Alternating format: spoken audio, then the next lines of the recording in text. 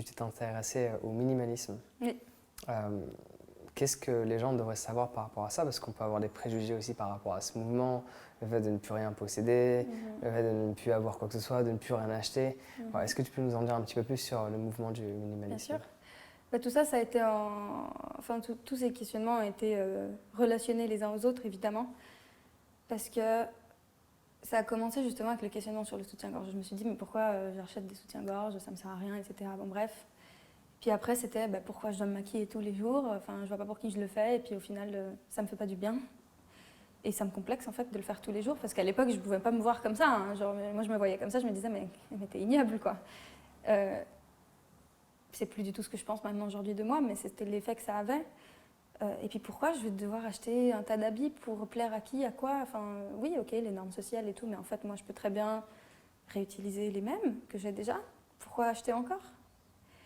Et petit à petit, en fait, c'était vraiment en lien avec la question féministe, parce que je me suis dit, mais en fait, quand on est une fille, quand on est une femme, c'est comme si on te faisait comprendre que si tu consommais pas, il y avait un truc qui allait pas. Genre, tu sais, le cliché de la meuf qui adore faire du shopping, qui a une penderie grande comme cette pièce, qui a 40 000 rouges à lèvres, et ce genre de trucs.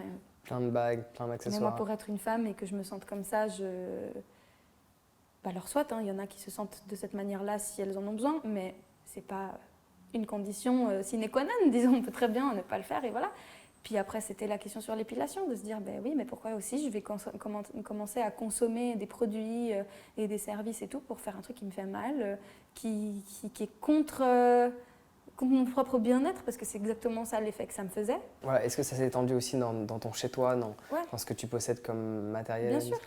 En fait, cette réflexion que j'ai eue à propos de mon corps et de ce que j'en faisais et de comment je me présentais, après, je l'ai juste étendue au reste, où je me suis dit, mais voilà, tous ces produits qu'on utilise, cosmétiques, tout ça aussi, je peux les réduire parce qu'en fait, mon corps, il fait bien le travail. Et puis, ces vêtements, ils vont très bien. Enfin, je veux dire, Et puis, je m'étais renseignée aussi, j'avais vu un film qui s'appelle The True Cost, qui est un film qui justement dénonce les pratiques de la fast fashion, en fait, des entreprises textiles qui produisent à la chaîne et qui se délocalisent et tout. Enfin bref, c'est un scandale. Donc, en fait, tu te rends compte que ça va au-delà de juste ta propre consommation. En fait, tu te dis, ah, mais en fait, c'est toute une chaîne. Même si tu le sais, tu ne le réalises pas forcément, tu vois. Donc, c'est parti de moi et de mes habitudes à, mais comment c'est produit ça? Et puis, en fait, il y a quoi dedans? Toi, tu connais beaucoup de gens qui, avant d'acheter un gel douche, ils regardent ce qu'il y a dedans? Heureusement, il y en a de plus en plus. Moi, oui, mais... Ce que je veux dire, c'est que c'est quand même, avant que tu puisses t'entourer de ce type de personnes, c'est vrai que la plupart du temps, a priori, même dans pas ma un truc qu'on famille, fait. enfin, des personnes que je connais, c'est vrai qu'ils peuvent avoir une réflexion sur la nourriture qu'ils vont consommer, mais en grande partie, du coup, moi, je trouve que les gens, ils s'éveillent à différents niveaux sur différents domaines d'activité ou domaines de consommation, et généralement, ça commence fréquemment avec la nourriture. De manière générale. Après, il y en a, ils vont commencer d'abord, je connais des gens qui sont devenus, par exemple, véganes, en prenant conscience d'abord par rapport au maquillage. Ah! Mais c'est assez rare. Ouais, mais ça peut arriver. Mais ça peut arriver. Il y a plusieurs angles d'attaque. Il y a plusieurs angles d'attaque, tu vois. Là où je veux en arriver, c'est qu'il peut y avoir différents questionnements à différents endroits qui vont t'emmener vers différentes directions. Donc, quand on reprend le questionnement par rapport à l'alimentation, il y en a, ils vont questionner aussi par rapport aux vêtements, comme toi, tu as pu faire, d'autres directement par rapport à la nourriture, d'où est-ce qu'elle provient. Et du coup, je suis même en train de me perdre dans ce que j'étais en train de t'exprimer. Ça m'a perturbé cette histoire de maquillage, parce que du coup, je pensais à une amie, enfin, c'est une personne que je connais personnellement, en fait, qui a changé comme ça. Elle a commencé à faire en sorte d'avoir un maquillage vegan avant de changer son alimentation, et donc c'était assez troublant. Mais donc, du coup, pour revenir sur ce que je disais sur le fait d'observer ce qu'il y a dans les bouteilles de shampoing, les gens, ils prennent conscience de la nourriture qu'ils vont consommer, enfin certains du moins, mais ils ne prennent pas conscience de l'eau qu'ils vont boire. Ils ne vont pas prendre conscience de leur gel douche, peut-être de leurs habits, où ils ont été confectionnés, la colle ou les produits chimiques ont pu être... Donc, en fait, c'est comme si parfois le questionnement et la conscience développée dans un domaine ne s'étendaient pas forcément.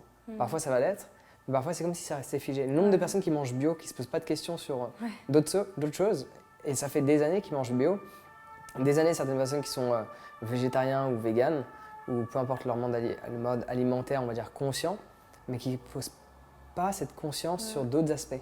Ouais. Mais c'est dur, parce qu'après on se dit mais il faut que je change tout.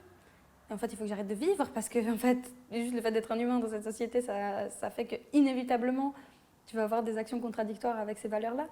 Mais du coup il faut trouver un équilibre, quoi. Il ne faut pas se dire du coup c'est une excuse pour ne pas faire d'efforts et jamais aller plus loin. Mais d'un côté, il ne faut pas non plus s'auto-flageller et se détester de ne pas réussir à faire tout ce qu'on aimerait faire. Entièrement d'accord.